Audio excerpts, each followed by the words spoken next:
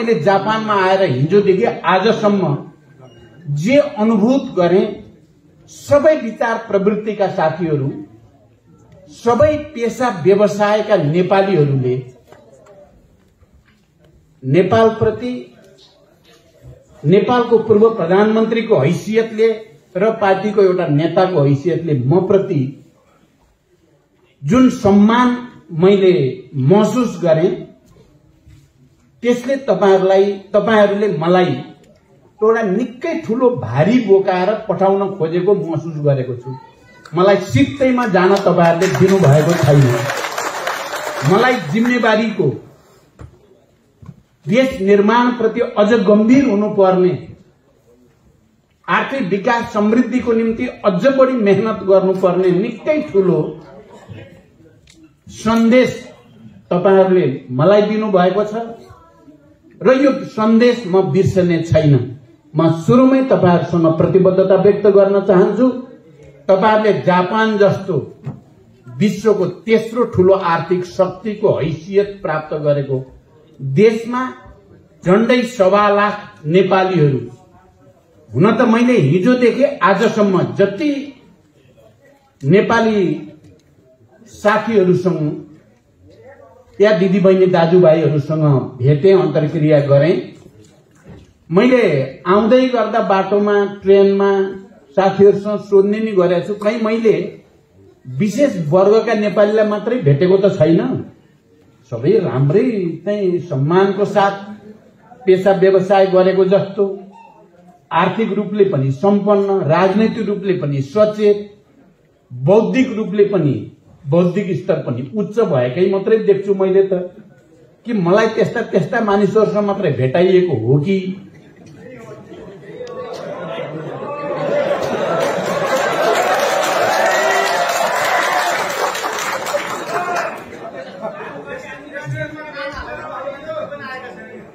ल, धन्यवाद। तपाईहरुले जे होस् टिप्पणी गर्नुभयो त्यसको लागि तपाईहरु सबैलाई धन्यवाद। जे भए पनि जापानमा बस्ने नेपालीहरू मध्ये केही तबका, खास गरी स्टुडेन्ट भिसामा आउने स्टुडेन्टहरूका समस्याहरू अलि बढी जटिल छन् भन्ने पनि मैले महसुस गरे र अन्य धेरै वर्ष यहाँ 25, 30 वर्ष, 32 वर्ष बस्नुभएका साथीहरूको अनुभवले नवआगन्तुक नेपालीहरूलाई निकै ठूलो सहजीकरण गरेको भन्ने कुरा पनि मैले महसुस गरे।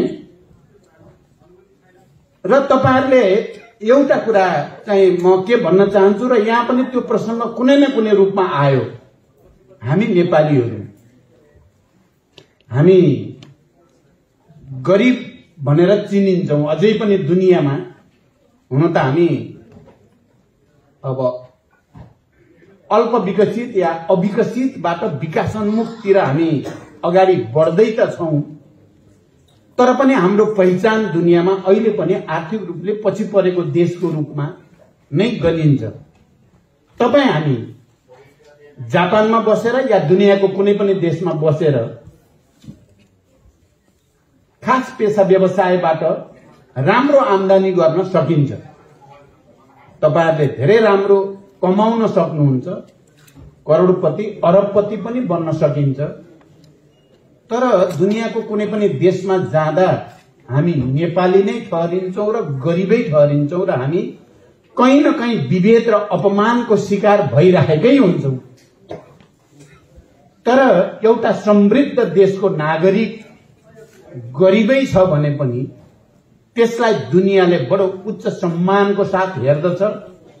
एयरपोर्टमा जाँदा या स्टेशनहरूमा जाँदा या कुनै त्यस्तो खालको कार्यक्रमहरूमा जाँदा धनी देशको नागरिकलाई गरिने व्यवहार र गरीब देशको नागरिकलाई गरिने व्यवहारमा अन्तर हामी सबैले महसुस गरेका छौं। मैले केही वर्ष अगाडि दुबईमा यो स्तरको त होइन, तर त्यहाँका पेशा व्यवसायमा रहेका सफल व्यवसायीहरूबाट अन्तर्क्रिया कार्यक्रममा बोलेको थिएँ र त्यहाँ यही प्रसंग उठेको थियो। हामी जतिसुकै सफल भए पनि नेपाल भन्ने देश गरिबै रह्यो भने हामीले जीवनको सार्थकता र सम्मानपूर्ण जीवनको जो परिकल्पना हामी गर्छौं त्यो प्राप्त गर्न सक्दैन। त्यसकारण त हामी सबैको चिन्ता नेपाललाई कसरी समृद्ध बनाउने होला र सम्पूर्ण नेपालीहरूको इज्जत प्रतिष्ठा र स्वाभिमानलाई आत्मसम्मानलाई कसरी अभिवृद्धि गर्ने होला भन्ने चिन्ता हामी सबै नेपालीहरूमा छ।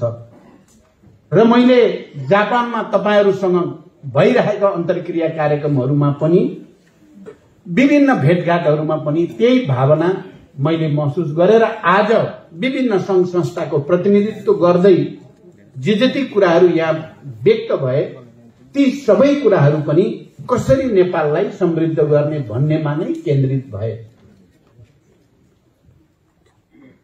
मैले धेरै लामो व्याख्या पनि अहिले गर्न सायद सम्भव पनि छैन।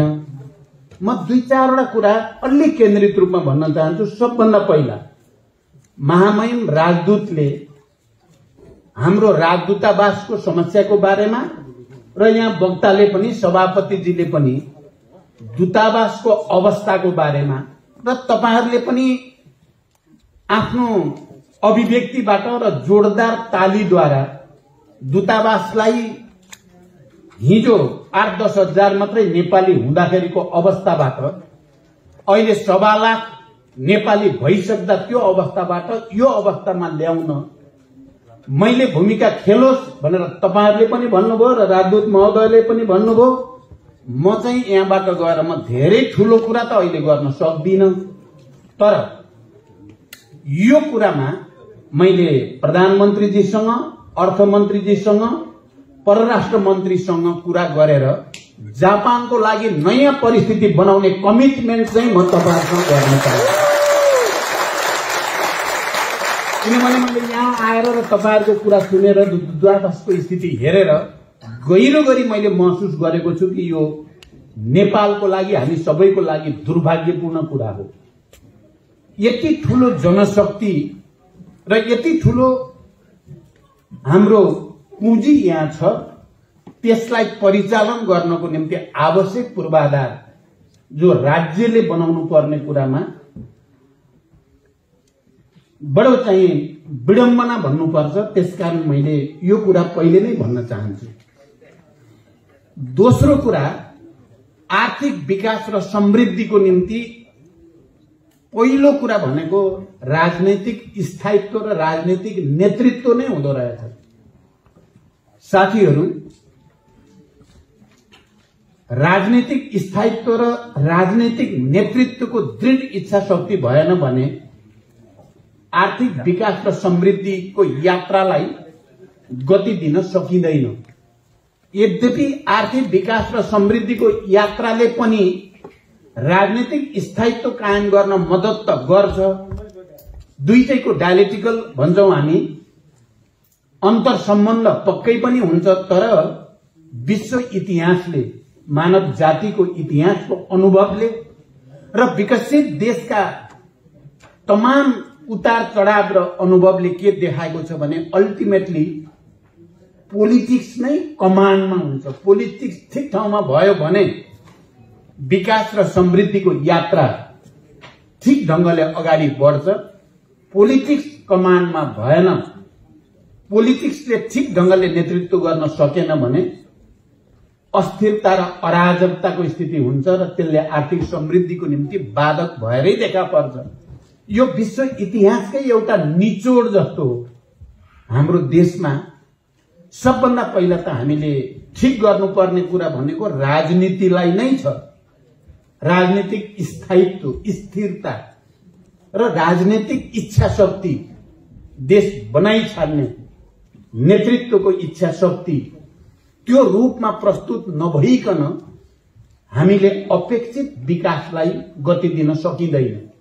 पहिलो कुरा, म यहाँहरु सबैको ध्यान पनि देशमा कसरी राजनीतिक स्थायित्व निर्माण गर्ने होला र हामी सबैको सामूहिक विवेकको प्रयोग गरेर एउटा यस्तो वातावरण जसले राजनीतिक स्थायित्वतिर देशलाई लैजान मद्दत गर्छ, हामी त्यो वातावरण बनाउन हामी सबैको विवेकलाई प्रयोग गरौं। म तपाईहरुसँग यो अपिल पनि गर्न चाहन्छु। दोस्रो कुरा यहाँ तपाईहरुले पनि राख्नुभयो, विकास र समृद्धिका आर्थिक क्रान्तिको निम्ति अर्को आवश्यकता भनेको सुशासन नै हो। राजनीतिक स्थायित्वको सँगै यदि भ्रष्टाचार नियन्त्रण गर्ने प्रक्रिया बलियोसँग अगाडि बढेन र सुशासन कायम गर्न सकिएन भने पनि हामीले आर्थिक क्रान्ति या आर्थिक समृद्धिको हाम्रो सपना हामीले पूरा गर्न सकिँदैन। त्यसकारण सुशासन अर्को त्यस्तो पक्ष हो, चाहे त्यो तपाईहरुले यहाँ धेरैले भनेको मैले सुनेको छु, यहाँ काम गर्दा, यहाँको विकास हेर्दा, यहाँको समृद्धि सबै देख्दा नेपालमा गएर गरौँ लाग्छ, त्यहाँ पनि गएर आधुनिक खेती गरौँ भने जस्तो लाग्छ, त्यहाँ पनि गएर राम्रा होटल रेस्टुरेन्टहरू खोलेर टुरिज्मलाई प्रमोट गरौँ जस्तो लाग्छ, त्यहाँ पनि गएर सानातिना उद्योग धन्दा या हाइड्रो या अरू कुनै क्षेत्रमा लगानी गरेर देशको विकास गरौँ जस्तो लाग्छ। तर गएको दिनदेखि त्यहाँ राजनीतिक दल र तिनका नेता कार्यकर्ताले सताउने कुरादेखि ब्युरोक्रेसीले एउटा फाइल एउटा टेबलबाट अर्कोमा पुर्याउँदा र त्यो प्रक्रिया जाँदासम्मको झमेला र त्यहाँ पाउने पीडा देख्दा तपाईहरु 6 महिना टिक्न पनि गाह्रो भएको कुरा तपाईहरु धेरैले मलाई सुनाउनु भएको छ। मलाई लाग्छ स्थिति तपाईहरुले भने जस्तै अझै पनि छ नेपालमा। म हुन त 2 पटक प्रधानमन्त्री भइसकेको व्यक्ति, अहिले पनि म गठबन्धनको नेतृत्वमै छु, हामी बल गर्दैछौं, तर हामीलाई साथ सहयोग अलि ठूलै चाहिएको छ। ठूलै साथ सहयोग नेपालीको र विदेशमा बस्ने अझ जसको रेमिटेन्स र जसको पसिनाबाट नेपालको अर्थतन्त्र अहिले चलिरहेको छ, त्यो शक्तिको साथ सहयोग चाहिएको छ। त्यसैले मैले दोस्रोमा भन्न चाहे आर्थिक विकासको आधारको रूपमा सुशासन नै हो। मैले अहिले तपाईहरुको अगाडि उभिएर यो कुरा भन्दै गर्दा मैले किन भन्ने साहस गरे या दुस्साहस गरे, किन भन्दा म 2 चोटि प्रधानमन्त्री भए र मेरो 2 चोटिको प्रधानमन्त्रीत्व कालमा कहीं कतै भ्रष्टाचार भन्ने कुनै मिडियाले कहीं कसैले उठाउने ठाउँ रहन दिएन। त्यसकारण मैले तपाईहरुको अगाडि यति भन्ने नैतिक अधिकार मलाई छ। सुशासन सम्भव छ भन्ने विश्वासको साथ मैले तपाईहरुको अगाडि के भनेको हो। पहिलो पटक प्रधानमन्त्री हुँदा होस् या दोस्रो पटक प्रधानमन्त्री हुँदा होस्, थुप्रै जटिलता समस्या भए, मेरा आफ्नै पनि अनुभवका कमी पहिलोचोटि त देखा परेकै हो, कयौं कमीहरू पनि देखा परेकै हो। तर मैले तपाईहरुको अगाडि यो भन्दै गर्दा विकासको पूर्वाधारको दृष्टिकोणले मध्य पहाडी लोकमार्गदेखि हिमालमा पनि पूर्व पश्चिम मार्गदेखि अनि उत्तर दक्षिण कोरिडोर बनाएर कर्णाली सुदूरपश्चिम हिमाल पहाड तराईलाई जोड्ने कनेक्टिभिटी महत्त्वपूर्ण छ भन्ने योजना मैले प्रस्तुत गरेको हो र त्यो सँगै नेपालमा विकासको निम्ति हाम्रो पोटेन्सियल भनेको देशको हामीसँग भएको साधन स्रोत मध्ये इलेक्ट्रिफिकेसन, विद्युतीकरण, हाम्रो पानीको सदुपयोग, जलविद्युत, किनकि एउटा ठूलो राजनीतिक परिवर्तन पछि विकासलाई गति दिने भनेको आफूसँग भएको पोटेन्सियल, प्रकृतिले दिएको कुरालाई सही सदुपयोग गर्ने कुरा हो। मैले अहिले तपाईहरुको अगाडि यो कुरा भन्ने आँट पनि किन गरिरहेको छु भने 10 वर्षमा 10,000 मेगावाटको सपना देख्दै गर्दा र दोस्रो पटक प्रधानमन्त्रीको हैसियतमा लोड शेडिङ अन्त्य गरेर नेपाललाई उज्यालो बनाउने प्रक्रियाको नेतृत्व गरेको नाताले पनि म तपाईहरुको अगाडि यसो भन्ने आँट मलाई आइरहेकै हो। र अहिले त्यही इलेक्ट्रिफिकेसन मार्फत हामी अब विद्युत व्यापार गर्ने, विद्युत बिक्री गरेर करोडौं र अरबौं त अहिले नै कमाउन थालियो केही महिनादेखि। तपाईहरुलाई थाहा छ, केही दिन अगाडि म भारत भ्रमणमा थिएँ र त्यहाँ नेपालको विद्युत अब केही समय भित्रै 2500 मेगावाट थपिँदैछ। अब पीपीए गर्ने निर्णय क्याबिनेटले गरिसकेको छ। 2500 मेगावाट अहिले भर्खरै खपत गर्न सक्ने हैसियत हाम्रो भइसकेको छैन। त्यो अवस्थामा हामीले त्यसलाई भारत, बंगलादेश र सम्भव भएसम्म चाइनामा पनि व्यापार गर्ने र त्यसबाट आर्थिक समृद्धिको एउटा क्रान्तिकारी प्रक्रिया, त्यो सुधारात्मक होइन, हामीसँग भएको त्यो पोटेन्सियललाई ठिक ढंगले सदुपयोग गर्दा गुणात्मक ढंगले नेपालको विकास सम्भव छ। तीनटा अनुभव, 10 वर्षमा 10,000 मेगावाट, लोड शेडिङको अन्त्य, विद्युत उत्पादनमा गुणात्मक प्रगति र विद्युत व्यापार मार्फत नेपालको आर्थिक विकास र समृद्धिको आफ्नै गोरेटो खोल्ने जो प्रक्रियामा हामी त्यहाँ आइपुगेका छौं र त्यो प्रक्रियाको पनि नेतृत्व गर्ने मलाई पनि अवसर प्राप्त भएको छ। म त्यो विश्वासको साथ म भन्न चाहन्छु, इलेक्ट्रिफिकेसन तपाई हामी सबैले पनि नेपालमा विद्युत मार्फत समृद्धिलाई दोस्रो आधारको रूपमा, तेस्रो हामीले भनेका छौं टुरिज्म, पर्यटन पनि अनन्त रूपले हामी कहिल्यै नसकिने जति खर्च गरे त्यति बढ्दै जाने हाम्रो आर्थिक विकासको आधार हो टुरिज्म। हाम्रो भौगोलिक विविधता, हाम्रो सांस्कृतिक विविधता, हाम्रा जनताको चाहिँ व्यापक मेहनत गर्ने परम्परा, इतिहास, यो सबै कारणले नेपाल एउटा अनन्त टुरिज्म विकासको केन्द्र हुन सक्छ। त्यसमा हामीले त्यसमा जोड दिएका छौं। तेस्रो, तपाईहरुले यहाँ संकेत पनि गर्नुभयो, अहिले नेपाल सरकारको नीति कार्यक्रम बनाउँदै गर्दा र बजेट मार्फत हामी कतापट्टि लैजाने नेपाललाई भनेर सम्बोधन गर्दै गर्दा हाम्रो ध्यान, र तपाईहरुले भने जस्तै गठबन्धनको एउटा नेताको हैसियतले मेरो ध्यान कृषिमा, किनकि नेपालको लागि कृषिको आधुनिकीकरण, कृषिको यान्त्रिकीकरण, कृषिको व्यवसायीकरण र कृषिमा आत्मनिर्भर हुँदै कृषिमा आधारित उद्योगहरूको विकास, हामीले व्यापक रोजगारी सृष्टि गर्न सक्ने क्षेत्र यही नै हो भएर तपाईहरुले अहिलेको सरकारको नीति कार्यक्रममा हेर्नुभयो भने पनि कृषिलाई नै जोड दिएको छ र अब लगानी कृषि क्षेत्रतिर अलिक बढी गुणात्मक ढंगले बढाउनु पर्छ भन्ने कुरादेखि तपाईहरुले अहिले यहाँको अनुभवबाट सायद भन्नुभयो, किसानहरूलाई सब्सिडी दिने कुरा या उनीहरूलाई प्रोत्साहन दिने कुरा। यहाँ मैले अघि आउँदै गर्दा सुने, खेतीपाती गर्नेहरूका निम्ति सरकारले यति धेरै लगानी गरेको छ जापानमा, हामीले त्यसको केही अंश मात्रै नेपाल सरकारले कृषि क्षेत्रको विकासको निम्ति गर्ने हो भने त्यो ठूलो कुरा हुन सक्छ, साँच्चै हो। त्यसकारण अहिले कृषिमा गुणात्मक ढंगले लगानी वृद्धि गरिएको छ र तपाईहरुले शब्द सुन्नुभयो होला, किसान पेन्सनको कुरा या किसानहरूलाई सब्सिडी दिने कुरा, किसानहरूको निम्ति विभिन्न खालका इन्सेन्टिभ्सहरू दिने कुरालाई जोड दिएको छ। एग्रिकल्चरले मात्रै नेपाललाई आत्मनिर्भर, रोजगार सृष्टि गर्ने र उद्योग व्यवसायलाई पनि हाम्रो आफ्नै साधन स्रोतमा टेकेर अगाडि बढ्ने आधार हुन सक्छ, त्यसमा जोड गरिएको छ।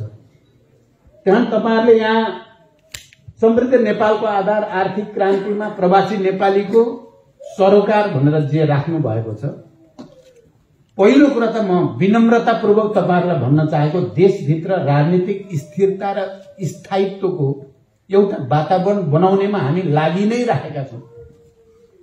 हामी अहिले पुरै सफल भयौं भन्ने मेरो दाबी छैन, हामी लागि नै राखेका छौं र बिस्तारै बिस्तारै हामी त्यो दिशातिर प्रगति गर्दैछौं। मैले भर्खरै सम्पन्न भएको स्थानीय तहको निर्वाचनपछि केही सार्वजनिक कार्यक्रममा भनेको छु, स्थानीय तहको निर्वाचन सफलतापूर्वक सम्पन्न भयो। मूलभूत रूपमा शान्तिपूर्ण र निष्पक्ष रूपमा नै त्यो सम्पन्न भयो। मैले यो निर्वाचन सम्पन्न हुने कुरालाई देशको राजनीतिक स्थायित्व र समृद्धिको यात्रामा निकै ठूलो महत्व राख्ने कोसे ढुङ्गा ठानेको छु। म तपाईहरुलाई पनि म विशेष रूपले अनुरोध पनि गर्न चाहन्छु।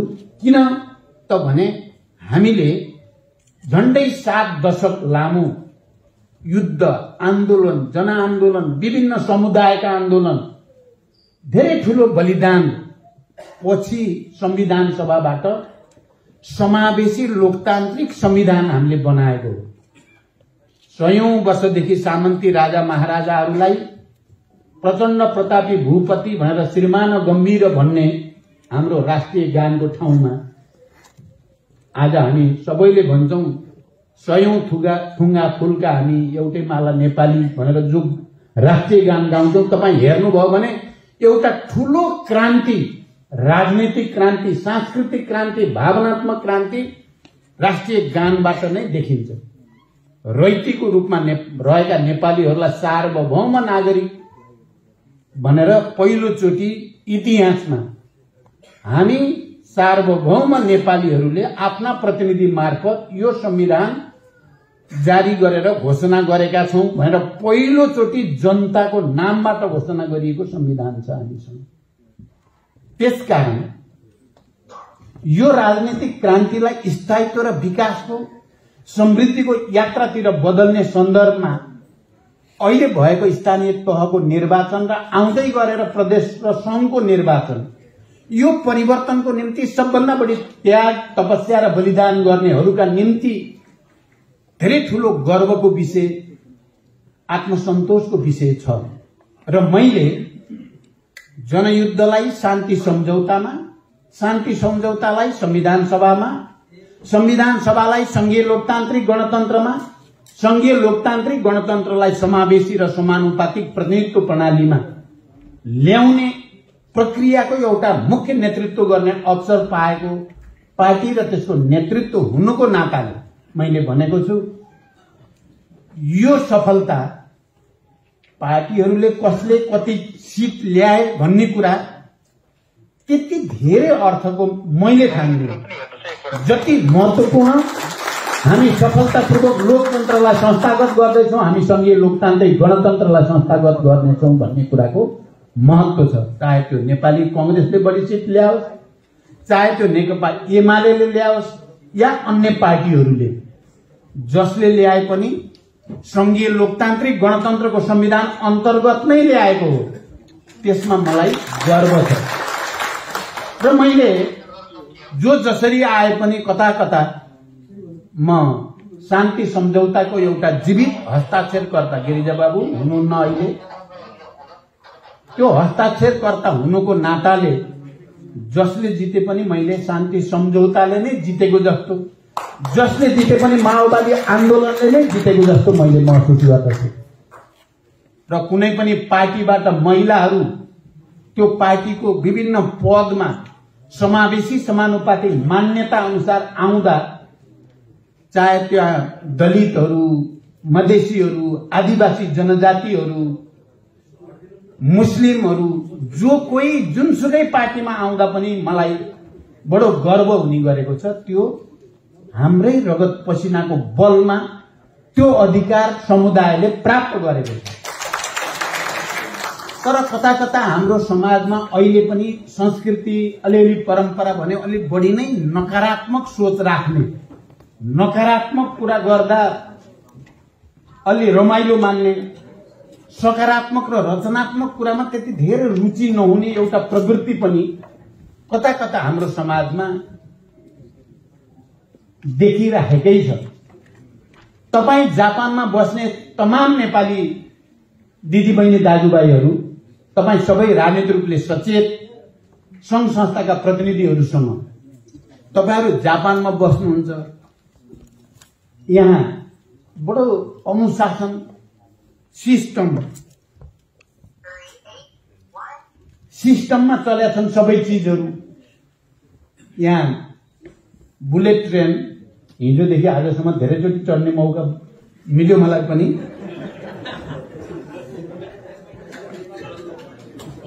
दस बजेर 9 मिनटमा आउँछ भनेपछि 9 मिनटमा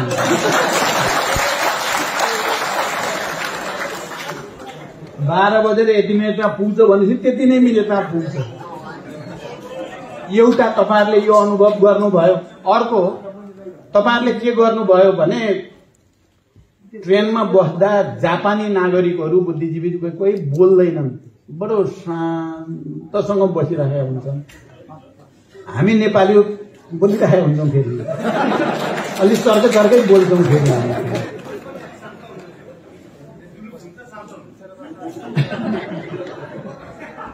र उनीहरू आज हिरोसीमा गएर पनि मैले त्यो सबै म्युजियमदेखि त्यहाँ बम हानेपछिको सबै भग्नावशेषहरू पनि हेरेँ मैले।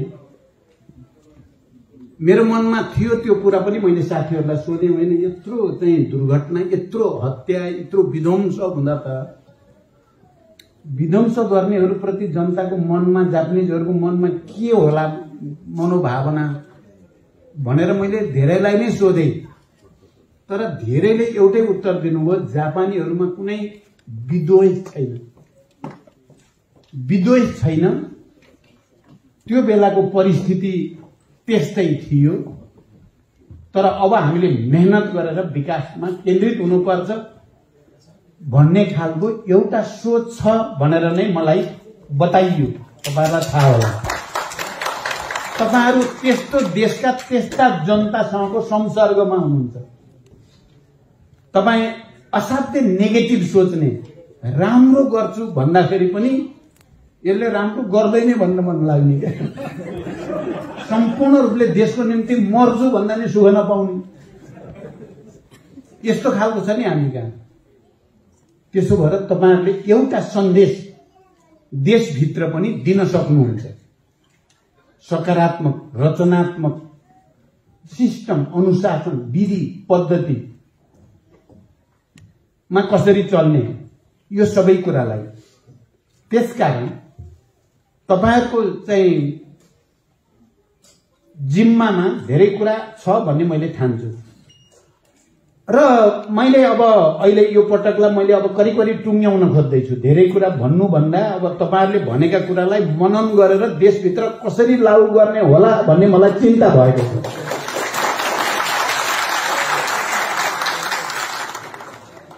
त्यसकारण म ती कुराहरूलाई लागू गर्ने बारेमा सोच विचारमा छु र म आउने निर्वाचन मार्फत त्यही घोषणा पत्र मैले तयार पारिँदैछ हाम्रो पार्टीको तर्फबाट, गठबन्धनको तर्फबाट पनि।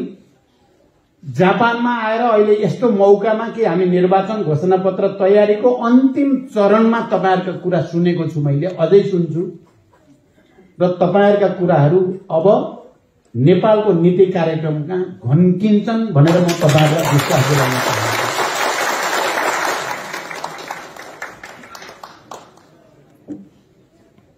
त्यसपछि तपाईहरुलाई अपिल गर्ने भन्नुभयो, मैले अझै तपाईहरुसँग आउनुहोस् नेपाल भनेर अपिल गर्ने बेला भएको देखेको छैन। To be very frank with you भन्नुभयो, तपाईहरुसँग एकदम खुला, अझै बेला भएको छैन। यो निर्वाचन सफलतापूर्वक सम्पन्न गर्न हामी सबै लागि परौं। मैले अघि भने जस्तो राजनीतिक स्थायित्व र सुशासन विकासको निम्ति एउटा मोडालिटी, इलेक्ट्रिफिकेसन, टुरिज्म, एग्रिकल्चर, यसलाई प्रमोट गर्नेतिर अलिकति वातावरण बनाइसकेपछि र बलियो राजनीतिक केन्द्र बन्यो अब भन्ने कुराको सन्देश तपाईहरुलाई दिन सक्ने हैसियत बनाएर फेरि एकचोटि तपाईहरुसँग आउने र तपाईहरुलाई बडो आधिकारिक रूपमा अब सम्पूर्ण ताकत तपाईहरुले नेपालमा लगाउनु पर्छ। हामी नेपालको विकासको निम्ति हामी अगाडि बढ्यौं। तपाईहरु जो जहाँ भए पनि अब नेपालको यो विकास यात्रामा तपाईहरुको प्रत्यक्ष सहभागिता चाहियो भनेर अपिल गर्ने दिन आउँछ। म व्यग्रतापूर्वक त्यो दिनको प्रतीक्षामा छु भन्ने कुरा तपाईहरुसँग राख्दै अहिले मेरो पहिलो प्रस्तुति यही टुङ्ग्याउँछु। धन्यवाद। अभिवादन।